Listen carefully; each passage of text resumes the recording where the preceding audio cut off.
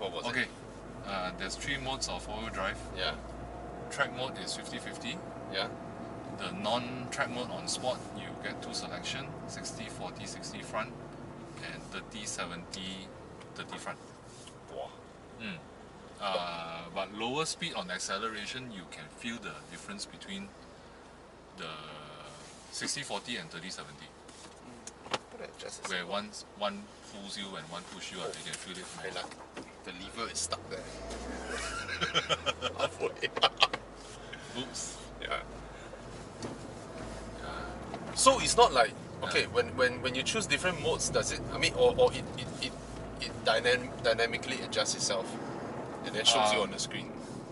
Yes, I set to on the right screen where you can see the power distribution, where it was skewed. Currently it's at 30-70, so you see more push at the back. But they say it predominantly feels like a front-wheel drive car. Some video says that if you people who actually track the car, right, says that if it overheats, the coupling won't work. So it becomes a front-wheel drive car. Yeah. Apparently it's some kind of magnet coupling. I'm not very familiar with the technology. But usually this type of car, they are, the underlying thing is front-wheel drive one, right? Yeah. But they give you that 30-70 mode lah. I have a neighbor who joined the first Enduro. Not neighbor lah, Taman with a friend lah. He stayed in the next condo lah. He joined the first Enduro in his Audi S4. After that, he bought a Golf R. Okay. And then after that, he bought a FK8R. Okay. Then he bought a Yaris GR. Okay. All white color, you know. He sold the S4 lah. So he got 3 hot hatch. Hot hatch. Yeah. Kind of car. Then he sold the. I was surprised that he sold the Yaris GR first. He still keep his Golf R. Okay. He sold the Yaris GR. He was like, yeah, done with it already, nothing much already. After the hype, right? But I do enjoy my time driving the Yaris GR. Far away, going up the thing is like, walao, like superhero like that. Yeah. I guess Golf R has the wider range of character. Even though I know I feel like a superhero, right? I know a Golf R come, right? I sure gonna tap out one. For Yaris, yeah. Of course. It has the initial pull and cornering and all that, but ultimate the power, right, is not there compared to Golf R. But a Mini will move aside for you. Yeah. The JCW, I think, will move aside. At least on corners, it's still a forward drive. That's the thing with this type of car, right? The marketing, everything is, then you buy lah. Now you own it. And you stay.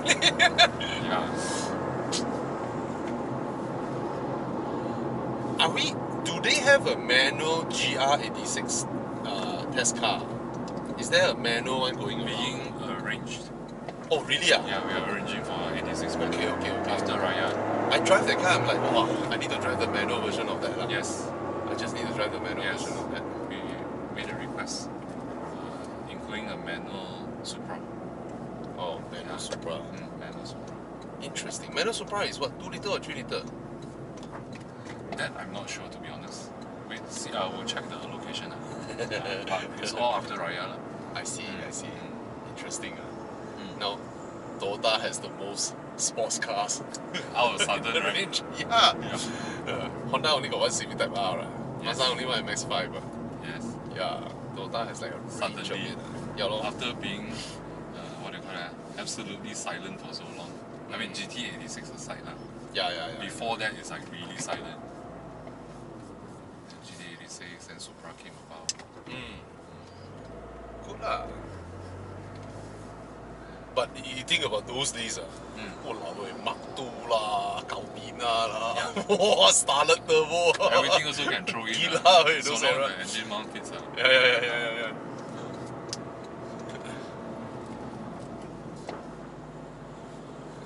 This one you get more exhaust sound versus engine compared to 86. Clearly. But this guy is expensive, right? 360 up. Sub 4. I would just call it sub 400. 100k more than the 86. 86 is how much? 300? Or is it 300? Yep. 86 is 300. Yeah.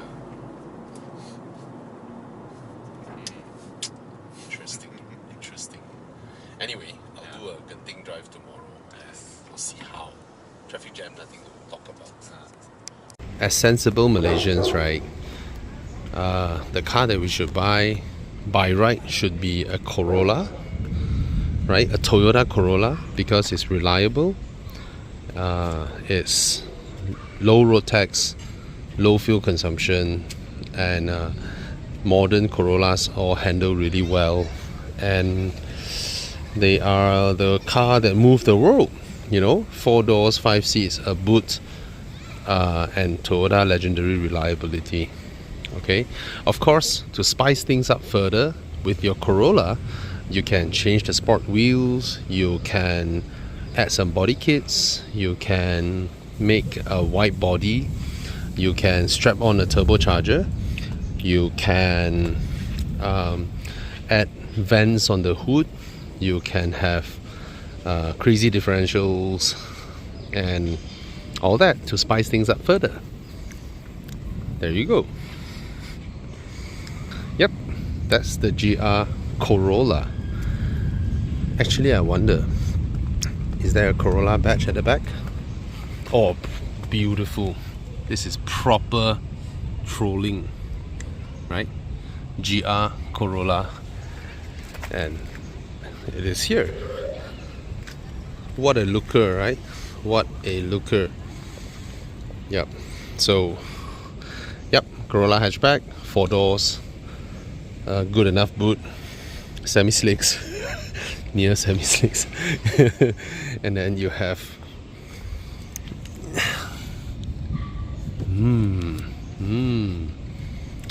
ducts that vent air out of the wheel well to reduce the pressure in there, reduce turbulence, reduce all that. You have a very reasonable 1.6 litre 3-cylinder little puppy of an engine that is so calm and docile. Nah, I'm joking. It's a monster of an engine in there. Alright, but monster in character and power, not monster in size. It is in fact just a 1.6 litre 3-cylinder engine, and it punches. Alright, this car is a pocket rocket, pocket monster. Right, the Corolla is a good looking car, yes, it has a wide front grille, but it's mostly you have intakes in there, up there. As you know, the more holes you have up front, the less aerodynamic you are. But of course, it's a fight between being aerodynamic and helping the car to breathe. Right, the car needs to breathe. It needs to suck in huge amounts of air, and there you have it. Okay. Some little fog lamps there. Actually, if you look at the quality of this plastic bit, right, the molding of it is actually pretty coarse, but nobody cares because this car is all about on the move. All right, it is not out there to win Concours awards. All right, it's to get there faster than those cars. Right, you have some hood vents over here, again in questionable plastic molding, but again, nobody cares because this is serious stuff. All right, as pretentious as it may look on the outside, it is less pretentious than all the supercars it overtake on the way there, because this has serious proper thoroughbred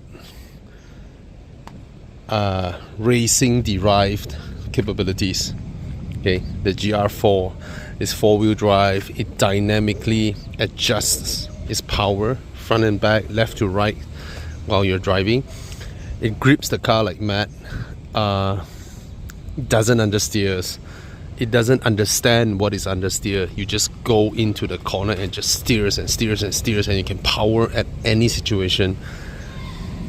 absorbs whatever lumps and bumps and hops and all that while still keeping your trajectory.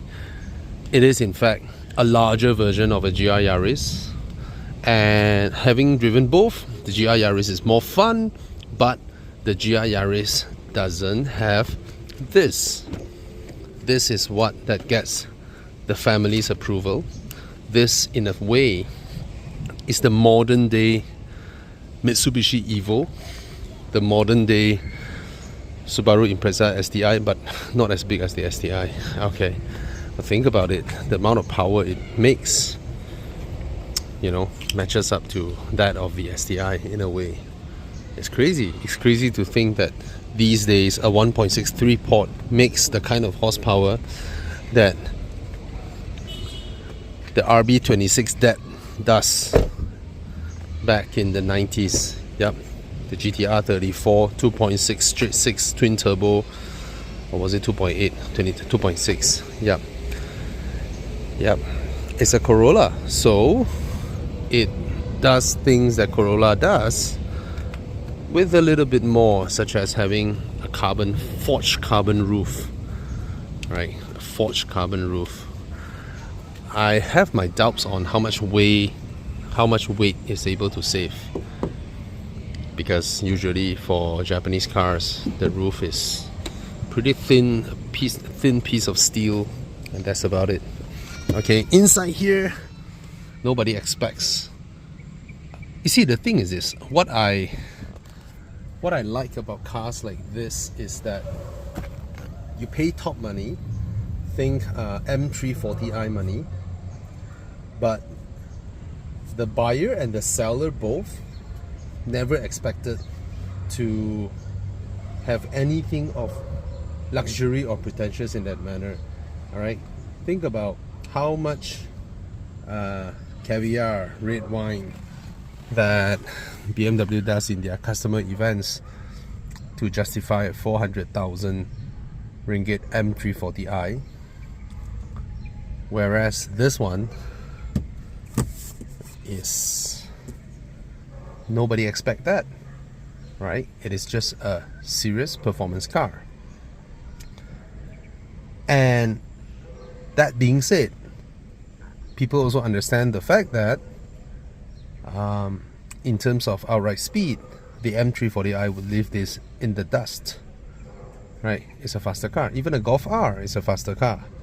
But there is something about driving something that was honed to perfection to let you enjoy and let the engineers communicate with you what they're thinking with what you're driving.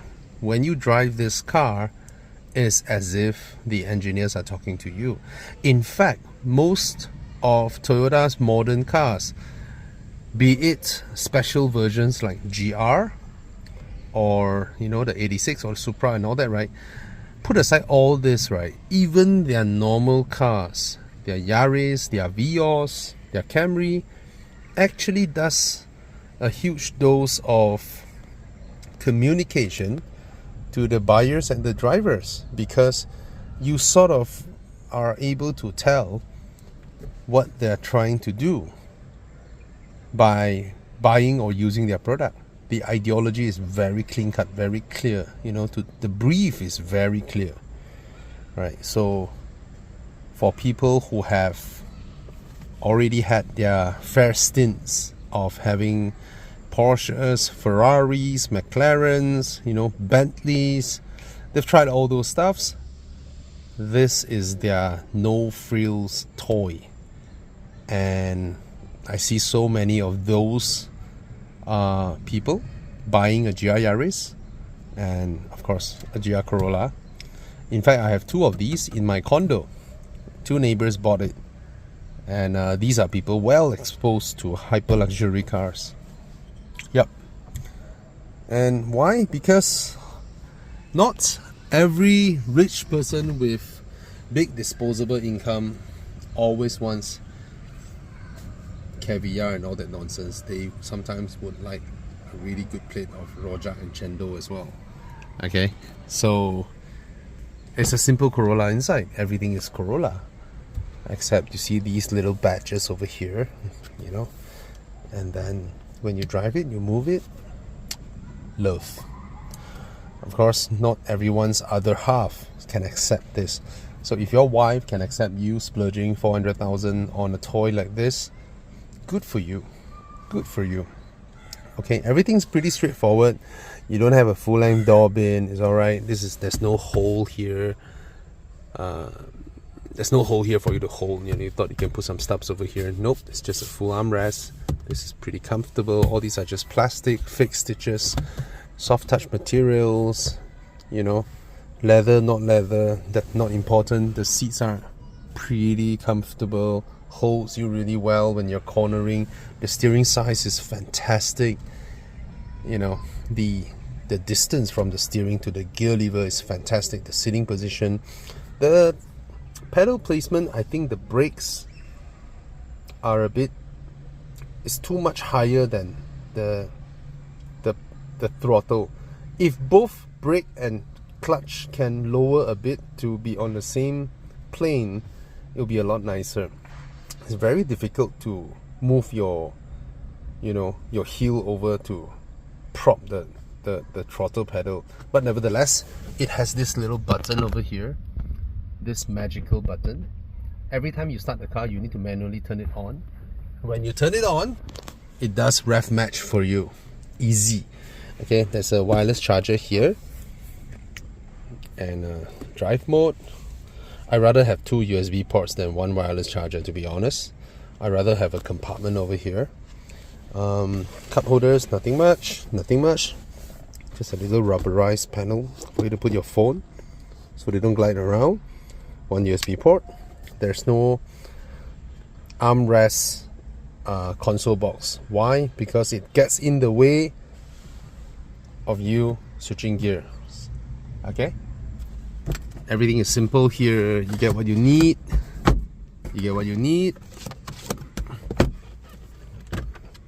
Oh, my cameras, nothing much. Okay, Android Auto, Apple CarPlay works well.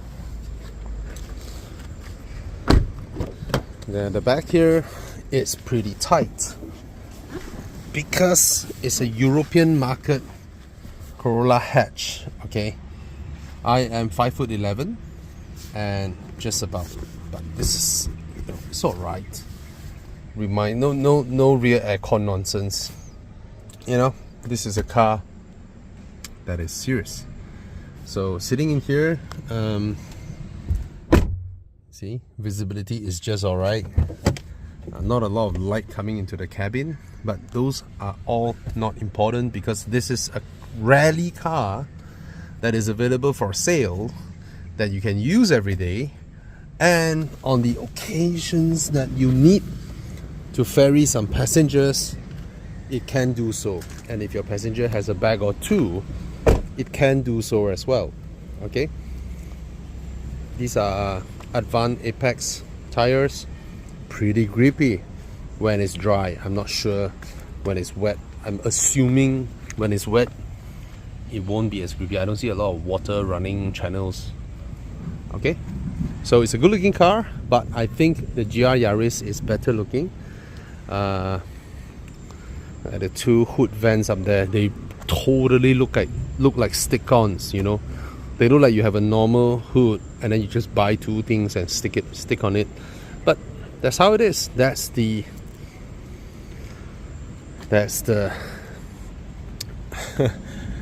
how this car is. Alright, because everybody is so focused with its performance, with needing the track to be wider, so they stuck on these stuffs on the body. Right, no point to do another stamping. Right, this is straight up Nakai-san way. You know, probably you cut off the metal or what, stick on a wider bumper.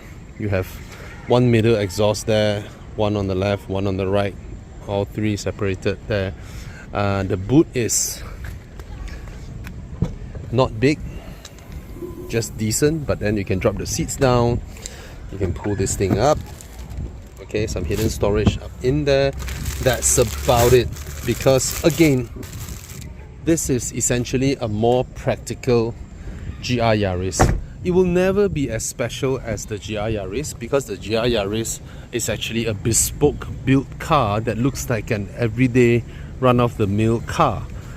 Alright, this one is everyday run-of-the-mill with all the drivetrain, import engines and all that added into the car, and then makes it practical and usable and worth its money. Cheers. At least I know what's the quality like.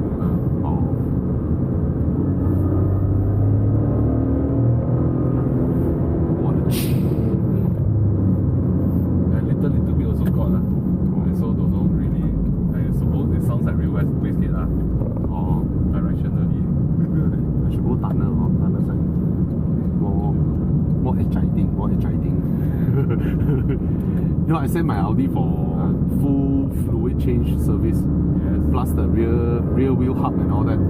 Then come back, the turbo sound gone already. Yeah, lor. I mean, you know roughly where the fins are concerned. I don't know. Yeah. Leave it be first on. It's not for super crazy run every time. Yeah lah. No lah, the car. Actually, the car, the way we use it, every time slow traffic, I don't think it's healthy for the car. Yeah, it feels like heat actually. Yeah.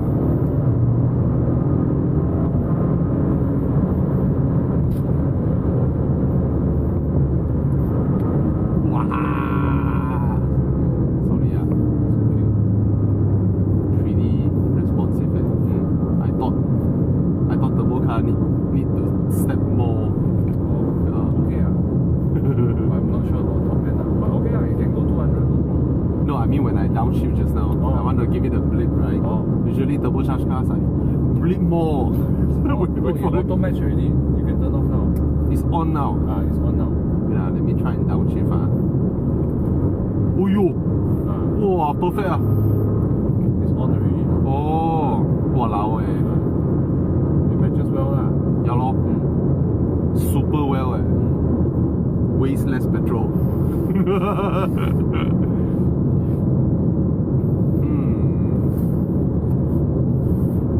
No, sport mode lah. You know the steering feel like shit.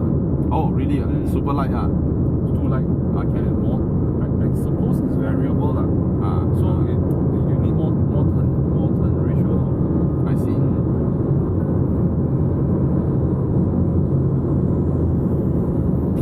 Wait, what's that sound? Is it this device or what? I have no idea whether this device is running or not. Oh, your phone? Oh, okay. I don't know whether you know. This one has what do you call that? It has door injection for both the combustion and pop. Dynamic injection. Yeah, it's important now to have this to clean up the cover. Yeah. A lot of cars have it now. Yeah. My Aston has dual hot and Yeah.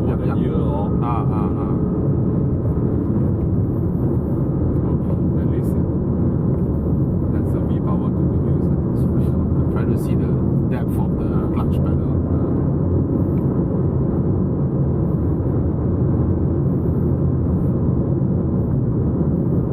But the day you drove up Genting, it's a very capable car. In the getting right now, yeah. But it does. Okay, I have not drove because I rode the 86 up Genting. Yeah. I didn't drive. Okay. Because the tires are very different. In dry, also it can slide. Which car? This car. So, which means that's why it gives me the feeling that if it's wet, right? Yeah. While forward drive is there, the tire may not be very helpful.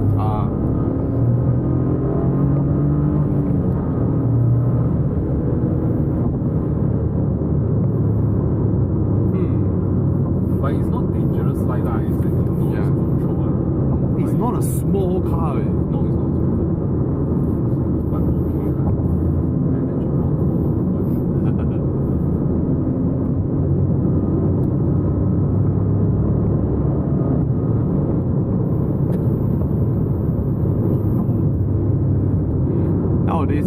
Toyota cars, the hierarchy all on now. Yaris and Corolla is at the top. Yeah. Aside from Supra, Yeah. then the A6 behind. Yeah, the hierarchy totally it's like okay. But I just don't get the plug. Yeah.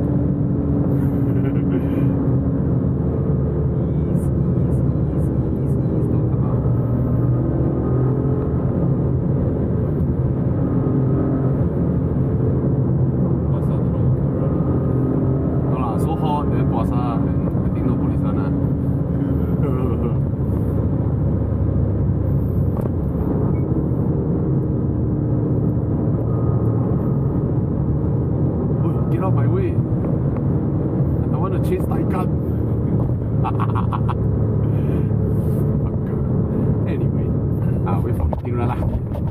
Alright.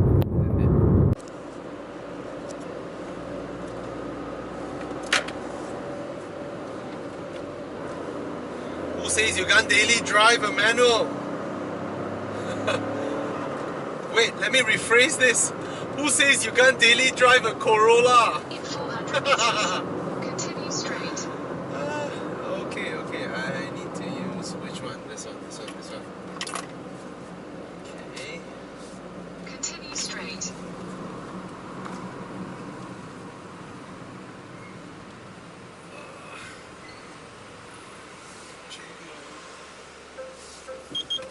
This car is pretty wide.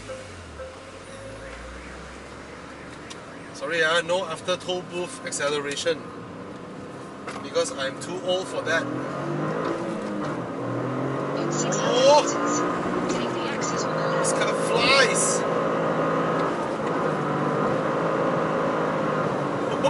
Take the exit on the left. Then take the slip road. What a car! Take the slip road. What a car!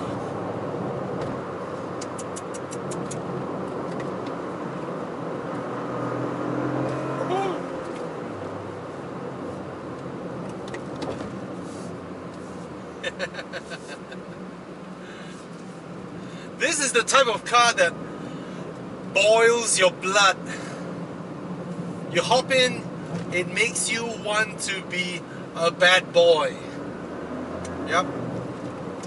So the Yaris GR does that, but a lot of people who had the Yaris GR has very few convincing points to convey to the missus that this is an everyday practical Toyota, right? Because it has two doors and it's small and all that. But this one,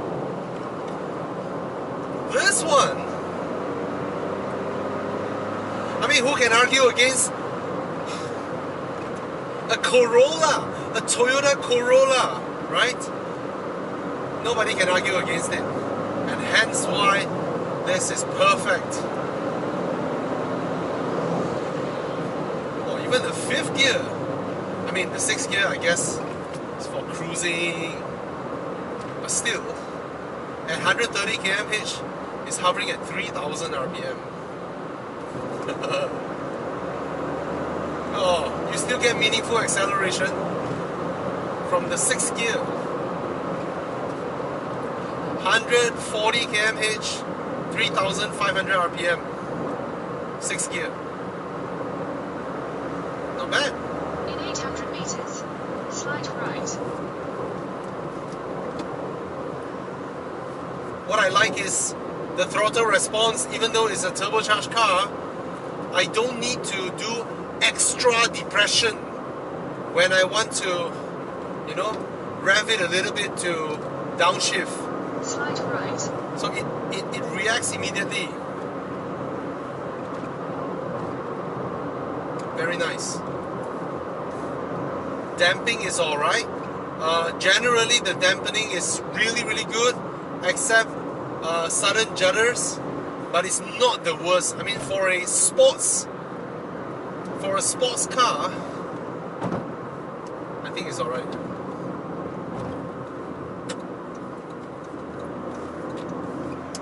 In 600 meters, keep left at the fork. Oh, brilliant car. Keep left at the fork. Left or right is the same.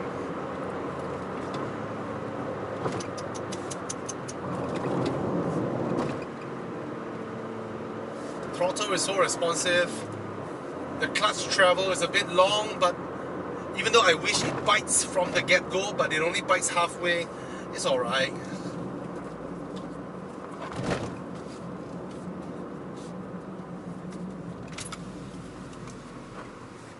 Brilliant.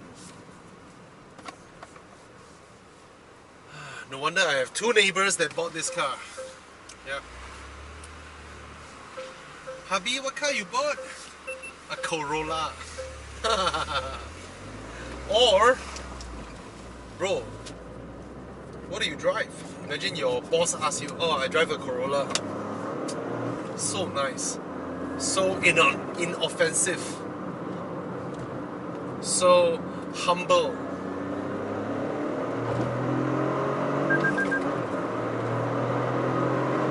In 800 meters, take the exit.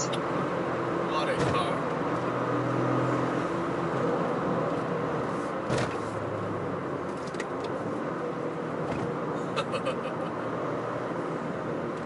Oof.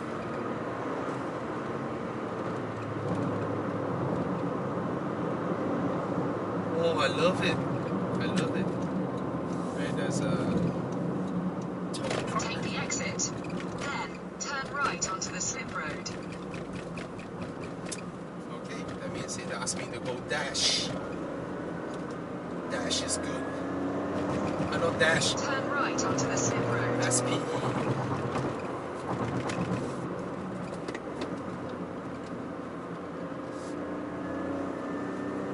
Even though by right it should rev match by itself, sometimes it do, sometimes I don't feel it doing it. Oh, lovely. Hello, Taycan. Oh, sorry, Xiaomi.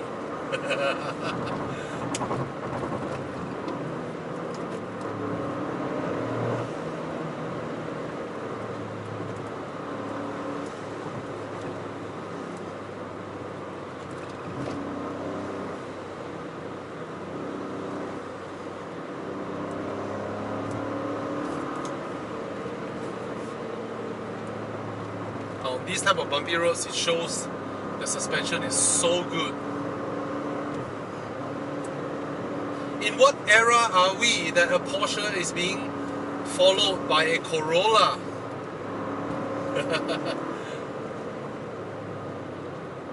Oh, you don't need to brake so hard. Just get to the right line and you can just ease your way. Right? In 800 meters, turn left onto the slip road.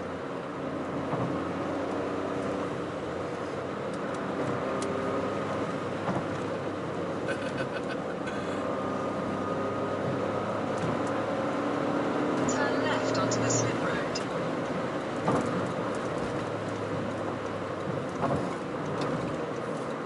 Bye. Drive In safe, 800 Porsche. meters, take the exit on the left.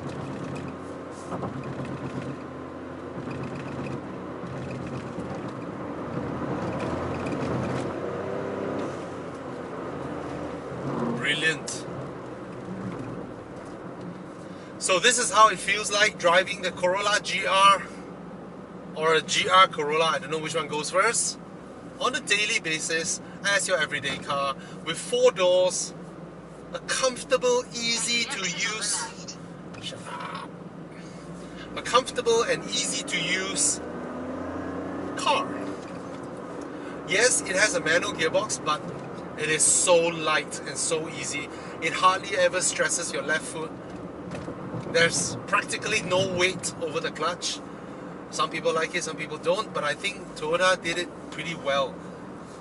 Alright, just enough. The travel is long enough so you don't have to be extra careful, even though it only starts to bite halfway. But it's so easy to drive as a high performance car, as a special rally bred kind of high performance car. This car is a gem. It's a gem. Of course, to my liking, I would prefer it to have less optical suggestions of its capabilities. But I know that sells cars these days. I mean, so no choice. For me, if there is a Corolla hatchback with this beautiful design, without the extra bits,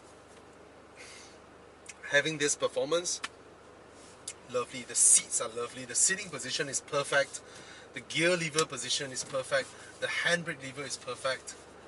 Of course, I would wish for a more cubby space, but then they don't even have. It doesn't even have an armrest console box, because that would obstruct you while you're shifting, which is something that I appreciate.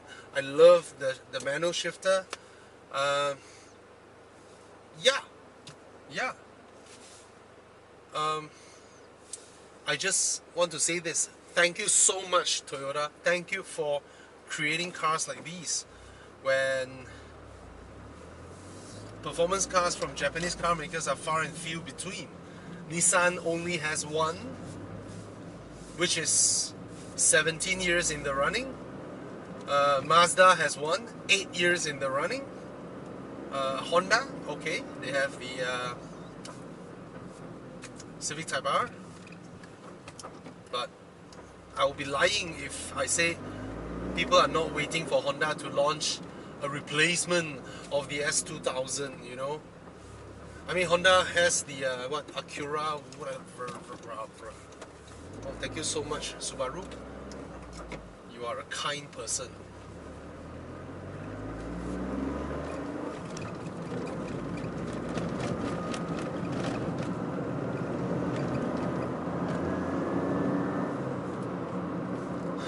Brilliant car. Tomorrow, Genting Run. Okay? So today is just a short video driving home from work. If that's what you're concerned with, don't worry about it. Cheers.